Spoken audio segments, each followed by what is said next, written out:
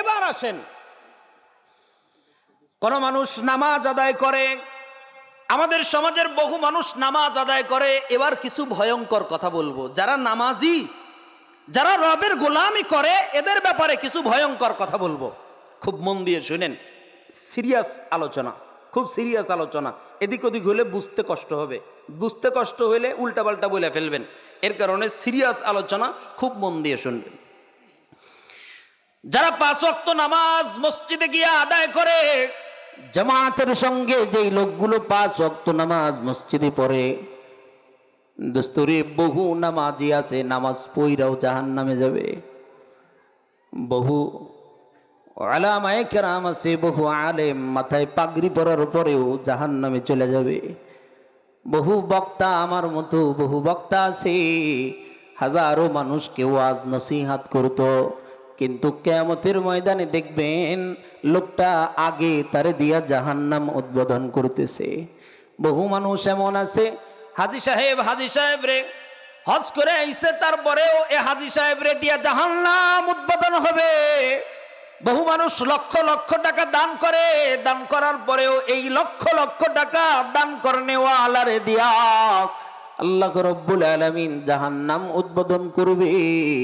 বহু মানুষ নামাজ পইরা, যাকাত দিয়া, হজ কইরা, আলেম হয়া, মুফতি হয়া, মুহাদ্দিস হয়া, অনেক বুজুর্গ হয়া ও জাহান্নামে চলে যাবে। কারণ কি কয়, ইবাদতের পর ইবাদতের পরে, এই যে ইবাদত তো করবেই, রবের ইবাদত এটা তো করবেই, এই ইবাদতের পর 3টা জিনিস যতক্ষণ পর্যন্ত একজন মানুষের শুদ্ধ না হবে, 3 জিনিস যতক্ষণ পর্যন্ত একটা মানুষের শুদ্ধ না হবে, ততক্ষণ পর্যন্ত হাজারো ইবাদত করলেও ও লোকটা জাহান্নামে চলে যাবে। কি ভয়ঙ্কর কথা না বাপ? 3 জিনিস যতক্ষণ পর্যন্ত শুদ্ধ না হবে, যতই ইবাদত করুক, যতই দান করুক, যত যাই করুক না কেন, তারপরেও এ লোকটা জাহান্নামে চলে যাবে। হায় কি কথা! কি কি 3 জিনিস জানা দরকার আছে না নাই? জানা দরকার আছে না নাই?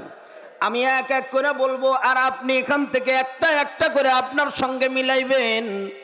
আপনি একটু মিলাইয়া দেখেন তো আপনার সঙ্গে মিলে কিনা। রব্বুল আলামিন পবিত্র কোরআনুল কারীমের মধ্যেও বলছে, এই সাবধান, এই জিনিসগুলোকে কিন্তু সুন্দর বানায়া পরিশুদ্ধ করে নিয়ে আসবা। এর মধ্যে রব্বুল আলামিন 1 নাম্বার বলে দিয়েছেন। 1 নাম্বার যেটাকে শুদ্ধ করতেই হবে, তার নাম হলো ইসলাহুল কলব। প্রত্যেকটা মানুষের অন্তর আছে রে, অন্তর। প্রতিটা মানুষের কলব আছে, কলব। এই কলবটাকে পরিশুদ্ধ বানাইতে হয়, এই কলবটাকে শুদ্ধতায় বিশুদ্ধ বানাইতে হয়। যতক্ষণ পর্যন্ত একজন মানুষ নিজের এই কলবটাকে, নিজের এই আত্মাটাকে পরিশুদ্ধ বানাইতে না পারবে, যতই ইবাদত করুক না কেন, এই আত্মা শুদ্ধ না হওয়া পর্যন্ত জান্নাতে যাইতে পারবে না। এই আত্মা শুদ্ধ হওয়া লাগবে, এই কলব শুদ্ধ হওয়া লাগবে। প্রমাণ কি? প্রমাণ পবিত্র কোরআনুল কারীমের আয়াত।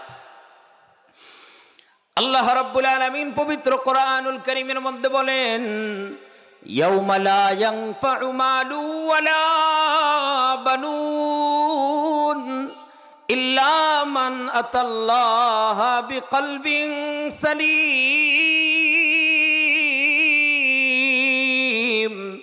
ইল্লা মান আতাল্লাহা বিকলবিন সালিম। আল্লাহ রাব্বুল আলামিন বলে, বান্দা এই শোনেন, আল্লাহ তাআলা বলে, বান্দা শোনো, এমন একটা দিন তোমাদের সামনে আসবে, এমন একটা ভয়ঙ্কর দিন তোমাদের সামনে আসবে। লা ইয়ানফাউ মালু ওয়ালা বানুন। ওই দিন ধনবল, জনবল, ধনবল, জনবল, কোনো বলই ওই দিন কাজে আসবে না। সম্পত্তির বড়াই ওই দিন কোনো কাজে দিবে না, জনগণের বড়াই ওই দিন কোনো কাজে দিবে না, সন্তান সন্ততির বড়াই ওই দিন কোনোই কাজে আসবে না। এমন একটা দিন আসবে রে, যেই দিন টাকা পয়সা দিয়া, ঘুষ দিয়া বাঁচতে পারবা না। কি বলেন, ঠিক না? দুনিয়ার জমিনের মধ্যে কোনো একজন মানুষ এই 2 সম্পদ যদি তার কাছে থাকে, এই দুইটা জিনিস যদি তার কাছে হয়, এই দুই জিনিস পাইলে মানুষ বড় বেপরোয়া হয়ে যায়। এই দুই জিনিসের বদৌলতে মানুষ বেপরোয়া হয়ে যায়। একটা হলো ধন বল, সম্পদের বল, সম্পদের শক্তি। আরে কিচ্ছু ছিল না, লোকটার কিছু ছিল না, কোনো মানুষ তারে জিজ্ঞাসাও করতো না। হঠাৎ করে ছেলে তিনটা বিদেশে থাকে, এই বিদেশ থেকে বাবার কাছে টাকা পাঠায়, টাকা পাঠায়, পাঠাইতে পাঠাইতে বাবায় খালি এলাকার মধ্যে জমি কিনে, এলাকার ভিতরে জায়গা কিনতেছে, ওই বাজারের মধ্যে দোকান কিনে, ওই বাজারের মধ্যে বড় ব্যবসা দিছে, বাজারের পাশে জমিন কিনছে। জমিন কিনতে কিনতে এখন হঠাৎ করে এই লোকটা, এখন তার এমন গরম হইছে যে তার আশেপাশে দিয়াও আর হাইটা যাওয়া যায় না। নাই, জামালপুরে নাই। যে লোকটারে কেউ চিনত না, যে লোকটারে কেউ গুনতই না, হঠাৎ করে কিছু টাকার মালিক হইছে, এখন আর তার আশেপাশে দিয়ে যাওয়া যায় না। কারণ কি? কয় ধনবল বাড়ছে, ধনবল বাড়ছে। যখন মানুষের ধনবল বাইরা যায় তখন বেপরোয়া হয়ে যায়। আমি আমার নিজের চোখে এমন মানুষ দেখছি, আহারে গরু চড়াইতো, ছাগল চড়াইতো। আপনাদের এদিককার কথা না, আমি আমার ঢাকার কথা বলছি।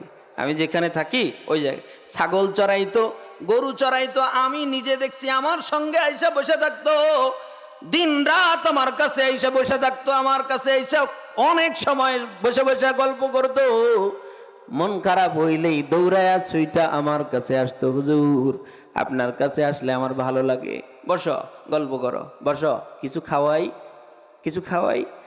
এমন লোকটাও হঠাৎ করে কিছু টাকার মালিক হইছে।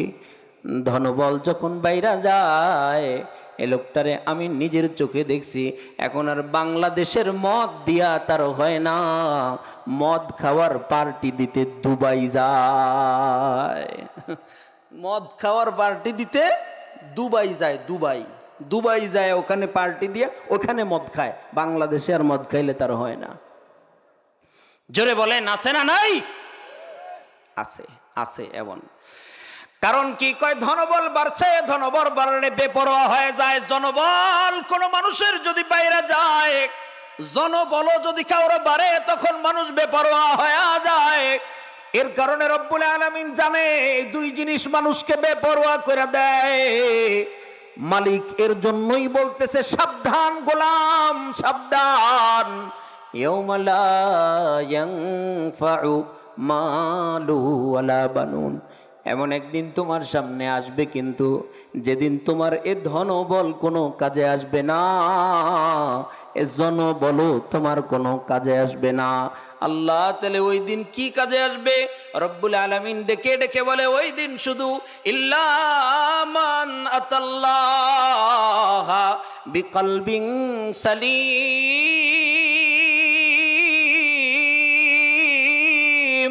ইল্লা মান আতাল্লাহ বিকলবিন সালিম।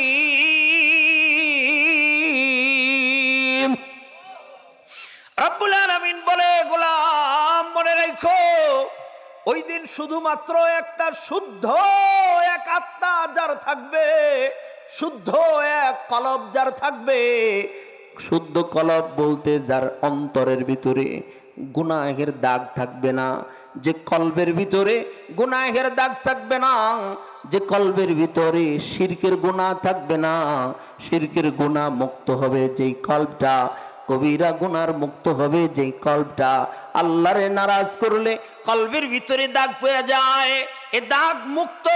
হিংসা, বিদ্বেষ, অহংকার এগুলো মুক্ত যদি একটা কলব নিয়া রবের সামনে দাঁড়াইতে পারো গোলাম, ওই দিন এই শুদ্ধ এক আত্মার বদৌলতে রব্বুল আলামিন ঘোষণা করে দিবে, বান্দা আমার কাছে যখন শুদ্ধ একটা আত্মা নিয়ে আইছো, যাও যাও যাও, এমন ভয়ঙ্কর দিনে যেদিন কোনো কিছুই কাউরু কাজে আসে না, এমন ভয়ঙ্কর দিনেও আমি আল্লাহ ঘোষণা করে দিলাম, গোলাম তোর জন্যই আমি আল্লাহ জান্নাত বানাইছি, যা যা যা, হিসাব দেওয়া লাগবে না, বিনা হিসাবে জান্নাতে চলে যাও। সুবহানাল্লাহ, শুদ্ধ এক আত্মা নিয়া ওখানে যাওয়া লাগবে। নবীজি সাল্লাল্লাহু আলাইহি ওয়াসাল্লাম বলেন, ক্বালাত নবী সাল্লাল্লাহু আলাইহি ওয়াসাল্লাম, আলা ইন্না ফিল জাসাদি মুযগা ইযা সালাহাত সালাহাল জাসাদু কুল্লুহু ওয়া ইযা ফাসাদাত ফাসাদাল জাসাদু কুল্লুহু, আলা ওয়া হিয়াল কলব। আল্লাহর নবীজি ডেকে ডেকে বলে, এ দুনিয়ার উম্মত শোনো, প্রত্যেকটা মানুষের ভিতরে এই কলব নামক এক গোশতের টুকরা আছে। এই গোশতের টুকরাটা যদি পবিত্র হয়ে যায়, ইদা সালাহাত সালাহাল জাসাদু কুল্লুহু, যার এই কলব নামক এই গোশতের টুকরাটা পবিত্র, সালাহাত, মোল্লা আলী কারি রহমতুল্লাহি আলাইহি বলেন, সালাহাত আয় তানাওয়ারাত, যখন এটা নূরানি হয়ে যায়, যখন এটা নূরওয়ালা হয়ে যায়, এই কলবটা যখন নূরওয়ালা হয়ে যায়, তখন ওর গোটা শরীরটাকে আল্লাহ নূরওয়ালা বানায়া দেয়। জোরে কোন আল্লাহু আকবার। এটা যখন ভালো হয় তখন ওর গোটা শরীরটা ভালো হয়। এটা যখন ভালো হয়, এই কলব যখন ভালো হয়, তখন ওর হাত ভালো হয়। এটা পবিত্র তো ওর হাত পবিত্র, এটা পবিত্র তো ওর চোখ পবিত্র হয়ে যায়, কলব পবিত্র তো ওর জবান পবিত্র হয়, কলব পবিত্র হয় তো ওর কদম পবিত্র হয়, কলব পবিত্র হয় তো ওর গোটা শরীরগুলো পবিত্র হয়ে যায়। আরে যাদের কলব নষ্ট,